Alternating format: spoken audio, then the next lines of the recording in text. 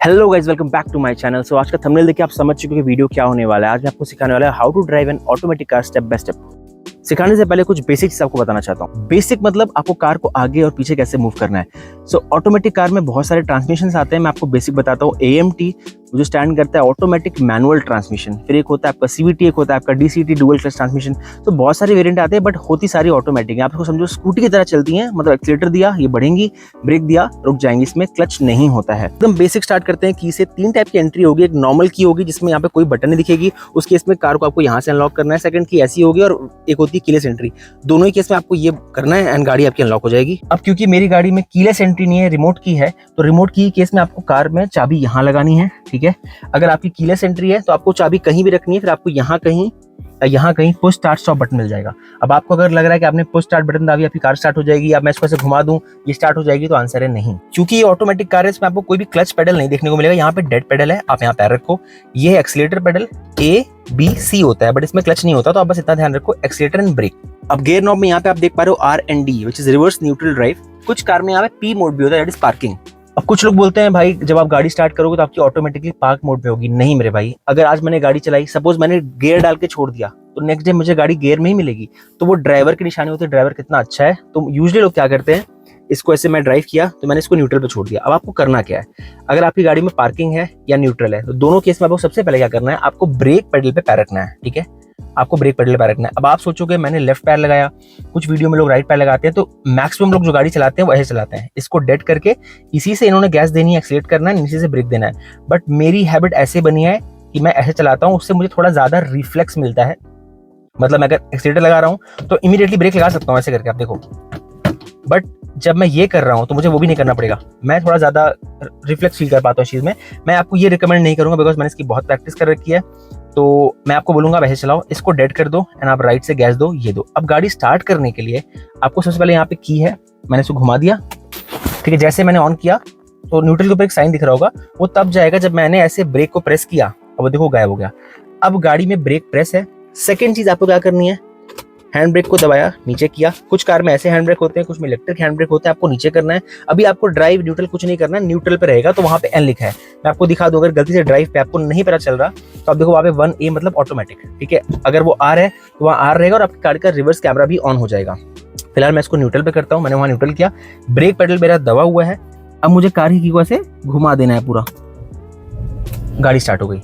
एक चीज और, जब आप गाड़ी स्टार्ट करोगे तो आप देखोगे कि ब्रेक हल्का सा ही दब रहा है, पूरा ब्रेक नहीं दब रहा है, वो लॉक रहता है, लेकिन आपका काम हो जाए। गाड़ी स्टार्ट हो गई, ब्रेक पूरा है, अभी ब्रेक से पैर नहीं हटेगा। अब मैंने हैंड ब्रेक हटाया, सीट बेल्ट आप लगा लो। ठीक है, सीट बेल्ट लगाने के बाद अब मुझे यहाँ पे ड्राइव डालना है, बट मेक श्योर मेरा ब्रेक से पैर नहीं हटेगा। मैंने ड्राइव डाला, गाड़ी उस पर आई। अब एक चीज, ऑटोमेटिक कार में आपको रेस देने की जरूरत नहीं है। मैंने ब्रेक से पैर हटाया और गाड़ी अपना आगे चलना शुरू हो जाएगा। अभी देखो, ठीक है, गाड़ी स्टार्ट हो गई।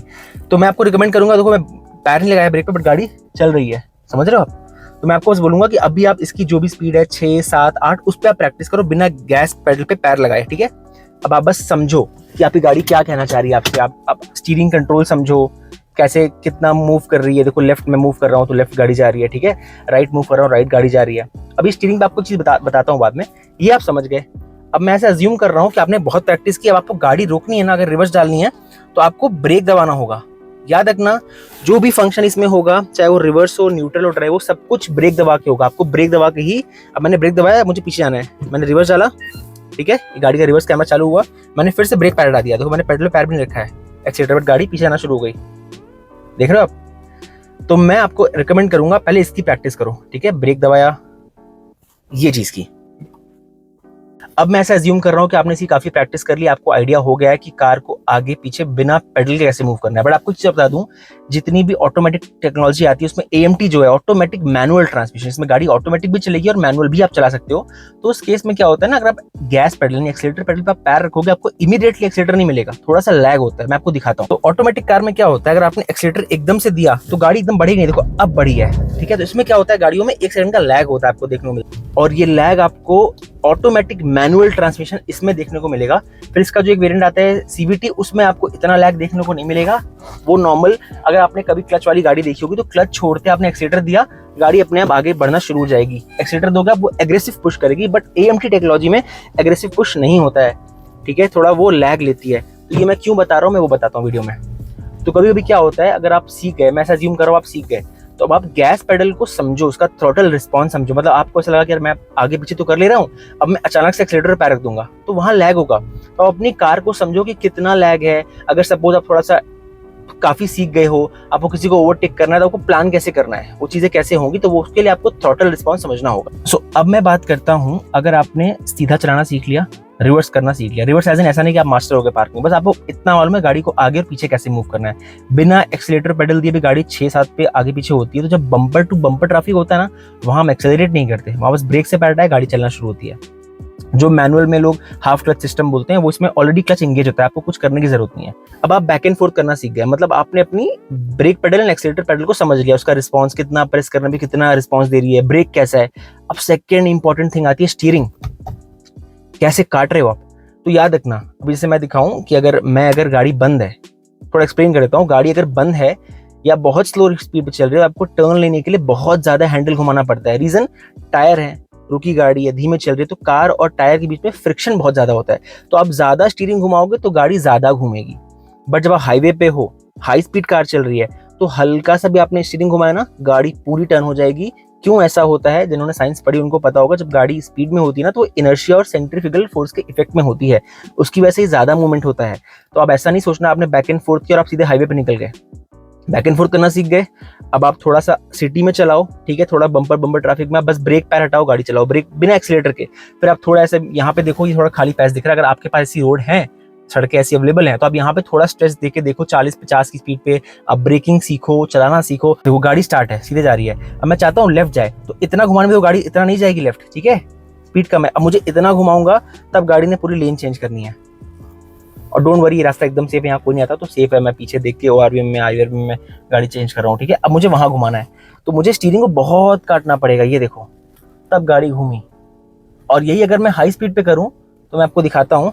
तो यहाँ मैं थोड़ा स्पीड में चलाऊंगा, और थोड़ा स्पीड में चलाने के बाद मैं हल्का सा एक्सीलेटर, देखो अब मुझे लेन चेंज करनी है, ठीक है। ये देखो, देखा आपने, गाड़ी कैसे चेंज हो गई। तो ये होता है जब कार इनर्शिया और सेंट्रीफ्यूगल फोर्स के इफेक्ट में होती है, तो हल्की सी टर्निंग में गाड़ी बहुत ज्यादा मूव करने वाली है। तो आपको इस चीज का ध्यान रखना है, इसकी आपको प्रैक्टिस करनी पड़ेगी। आप जब धीमे धीमे सड़कों पर चलाना सीख जाओगे, तब आप इसको हाईवे पे लेकर के जाना, तब वहां पे इस चीज का प्रैक्टिस करना कि कितना रिस्पॉन्स दे रही है। जब आपने अपनी स्टीयरिंग समझ ली, ब्रेकिंग समझ ली, गैस पेडल समझ ली, तो आप अपनी कार के मास्टर हो गए। कोई कहता है ऑटोमेटिक कार है भाई, ओवरटेक करने में बहुत दिक्कत होती है, ऐसा नहीं होता। आपको अपनी गाड़ी का रिस्पॉन्स समझना होता है। अगर जैसे कि मैं गाड़ी चला रहा हूँ, सपोज मेरे सामने गाड़ी आ रही है, तो मैं ऐसा थोड़ी करूंगा जब गाड़ी एकदम पास आएगी मैं एक्सीलेटर दूंगा। जब मुझे पता है ऑटोमेटिक कार में डिले होता है, और ये इसी ब्रांड की बात नहीं है, आप BMW चले जाओगे, AMT टेक्नोलॉजी, वो प्रॉब्लम वहां भी आनी है, वो टेक्नोलॉजी ही ऐसी है। तो आपको क्या करना है, मुझे अब इतनी प्रैक्टिस हो गई, मुझे पता है मुझे ओवरटेक करना है, मुझे कब एक्सीलेटर देना है। अगर मैं एक्सीलेटर दे रहा हूँ, इन केस कोई गाड़ी आती है, तो मेरी ब्रेकिंग कितनी स्ट्रांग है, मतलब मैं कितनी जल्दी उस चीज को कवर कर पा रहा हूँ कि ब्रेक भी लगा पाऊँ। तो ये एकदम बेसिक था। अब मैंने गाड़ी रोक दी, मैंने ब्रेक पे पैर लगाया, मैंने न्यूट्रल सेट किया, वहां एन हो गया, हैंड ब्रेक खींचा, मैंने गाड़ी को ऑफ कर दिया, इग्निशन, ठीक है। पुश स्टार्ट स्टॉप बटन है, तो आपने उसको ऑफ कर देना है यहाँ से, बाकी ऐसी की है तो आपको यहाँ से ऑफ करना है, ठीक है। जाते जाते एक चीज और बता दूं, कुछ कार में आपको ऐसा दिख रहा होगा R&D, कुछ में आपको अलग सिस्टम दिख रहा होगा, कुछ में आपको यहाँ बटन दिखेगी, बटन प्रेस करके R&D काम करना होता है।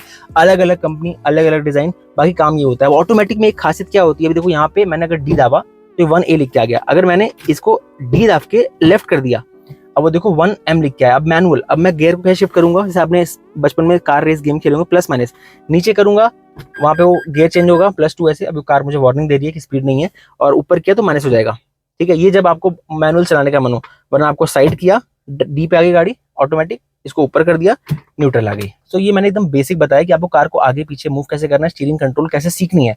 बाकी अब इसमें मैं और कुछ नहीं बताया कि डिस्प्ले सिस्टम में क्या देखना है, इंडिकेटर कब देना है, वो अलग चीज है। तो आज की वीडियो को यहीं खत्म करते हैं। अगर वीडियो अच्छी लगी हो या फिर कुछ भी डाउट रिगार्डिंग हो वीडियो के, आप कमेंट सेक्शन में कमेंट ड्रॉप करो, मैं वहां पर रिप्लाई करूंगा। मिलते हैं आपसे नेक्स्ट वीडियो में, टिल देन स्टे ट्यून्ड।